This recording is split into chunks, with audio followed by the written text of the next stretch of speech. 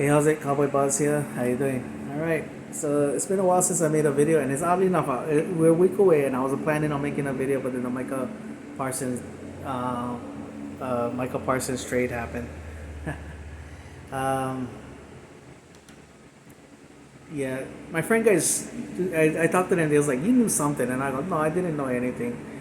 I didn't predict anything. I just was like, Michael Parsons is gonna, once he was like, get me, trade me or anything." I knew that Michael Parsons had that personality to bump Jerry's system. You know, like a lot of guys, all this hometown talk. Jerry Jones ended up making the highest paid player, but he always got to go through the theatrics of it, and he got tired because like like all those players had to endure like all this media scrutiny. The rest of the locker room had to play with it, and Michael Parsons wasn't gonna play ball. He was like, I'm not gonna let you be running the meet, even though Michael Parsons is like that, with his podcast and all that kind of stuff. But Michael Parsons was at the same time, I'm not gonna be your platform, so you can own the headlines and all that kind of stuff, and like, and he had the personality to pump the system. Um, the trade that we made, good, not great. Getting getting two first round picks, solid.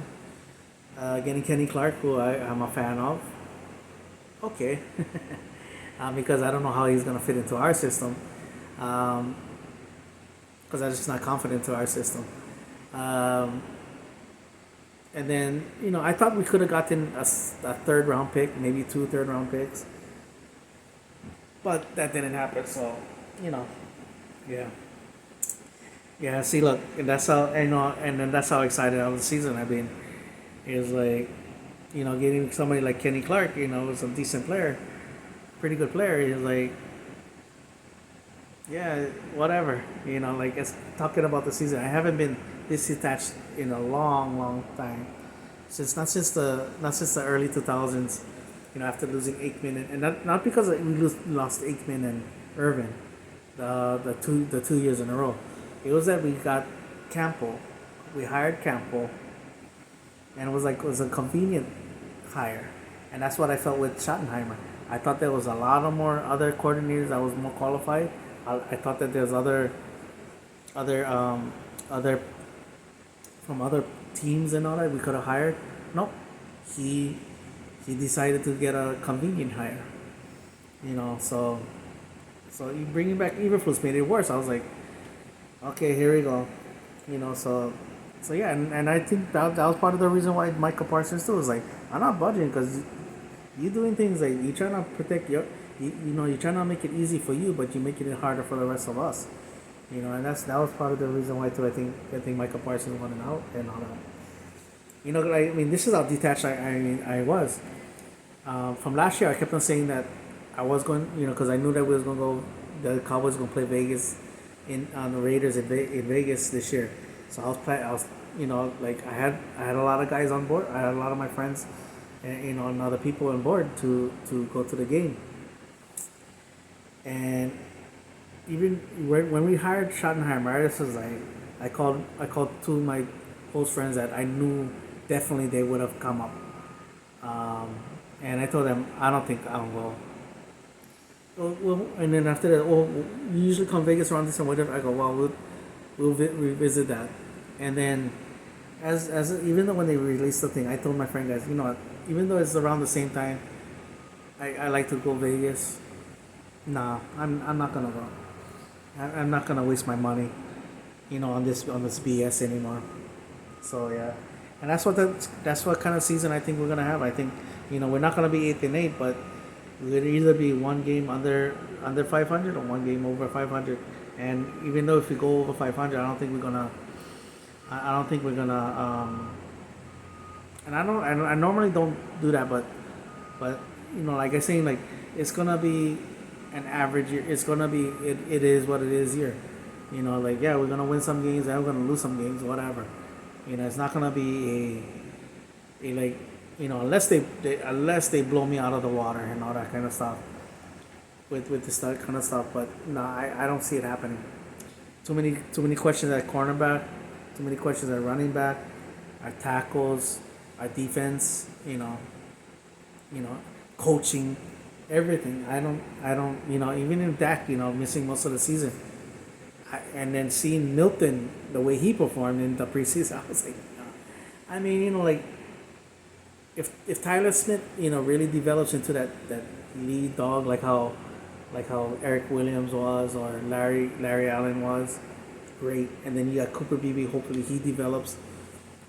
Hopefully he continues to develop to be a better player. And then with Tyler Booker, he shows some promise. Hopefully that. But then now we just gotta cross our fingers that we get something out of Guyton, and because we just traded Awesome Richards as well too. So yeah. Anyway, trying to think of other things. Oh yeah, Mafa I thought did a good job. Blue, training camp is hard to even watch. For running backs, and we didn't get to see him in the preseason. So it's like, you know, okay, I saw some things I like, whatever, but it wasn't anything too exciting. Um, Tolbert, I thought resigning, I thought keeping him on the roster, I thought was kind of a shocker. I thought because having Turpin there, um, I thought Brooks did a better job. I thought, I thought also Holden was a better player. Mingo and all those other guys, are good. I thought that Holden could give something extra to what Lamb and even Brooks too. I thought they could provide something else different from what Lamb and Pickens do, and everything. But it is what it is. Um, Mozzie Smith. I mean, we kept him, which I was shocked with that, and the poor kid.